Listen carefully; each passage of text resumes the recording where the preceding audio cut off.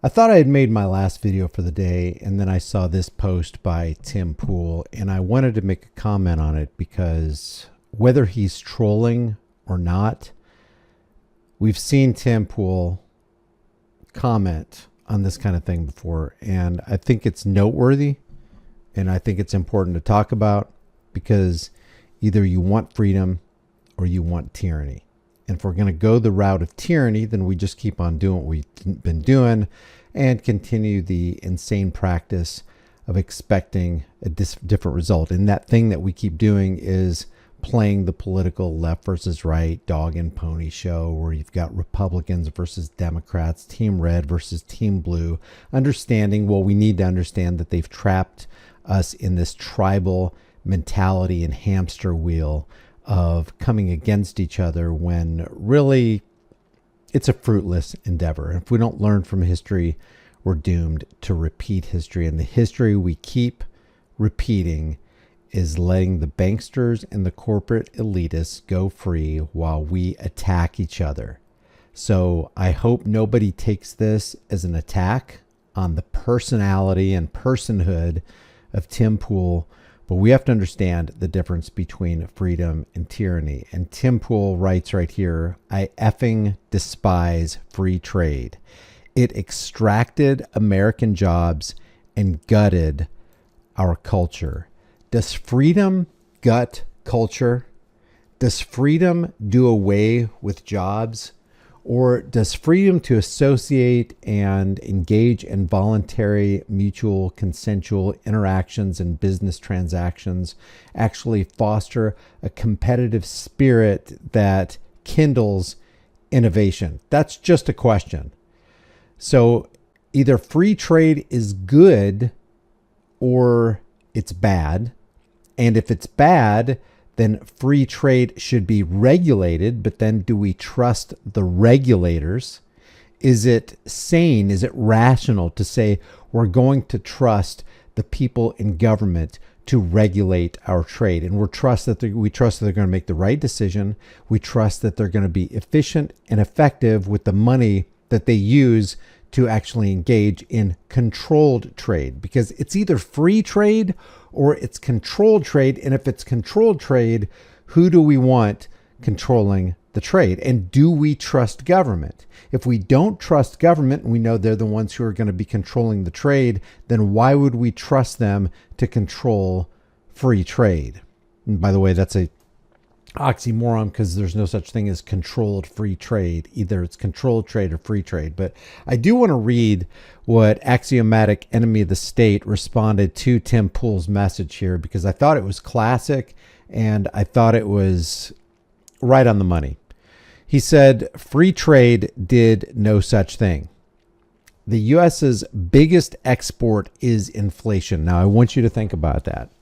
If we didn't export Federal Reserve notes or notes of debt, and that's what a Federal Reserve note is. It's not money. It does operate as currency. People recognize its value, but it's only perceived value based on, I just believe it's a $5 bill. I believe it's a $10 or $20 or $50 or $100 bill.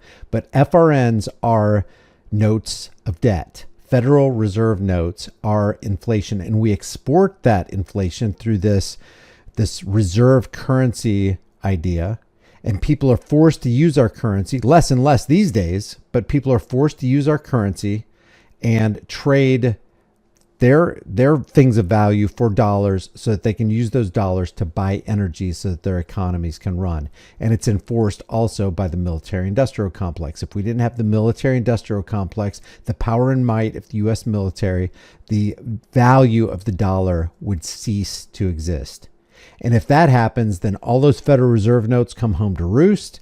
And when there's an overabundance, an oversupply of a particular thing, then the value of each unit of that thing dramatically decreases. And then you get into a scenario where you have hyperinflation. So Axiomatic Enemy of the State says the U.S.'s biggest export is inflation. How many Americans do you think know that? How many American school children do you think were taught that in the public indoctrination system? I doubt very many. I doubt very many who graduate from high school know anything about the existence of the operations and the internal workings of the Federal Reserve and what they actually do with their fiat currency petrodollar Ponzi scheme undergirded by the U.S. military-industrial complex. The U.S. sends dollars overseas in exchange for cheap goods. The central banks of those countries then use those dollars to buy U.S. treasuries.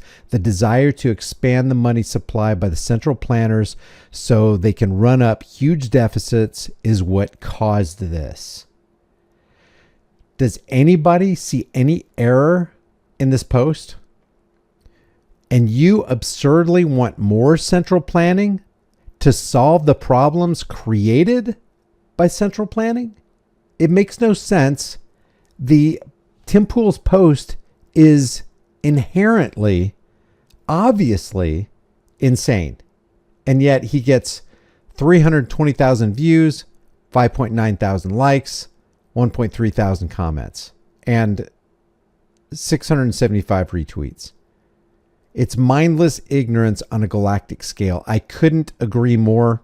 I wrote back about that.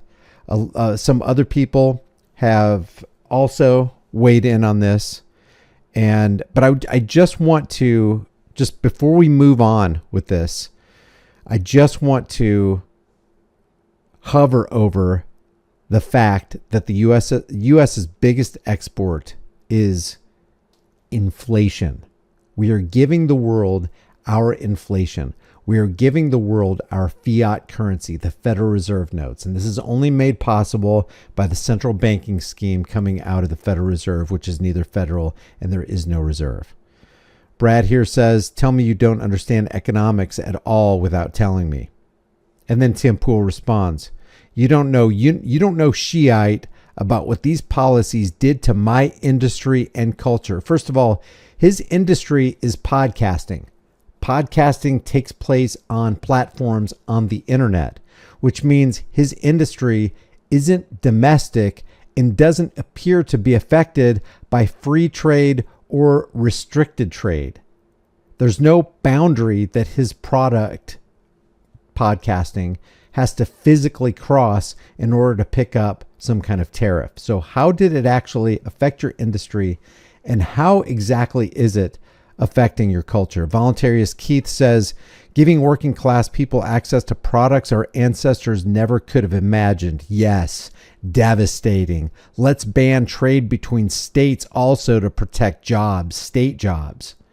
Mises Caucus says, trade treaties don't count as free trade.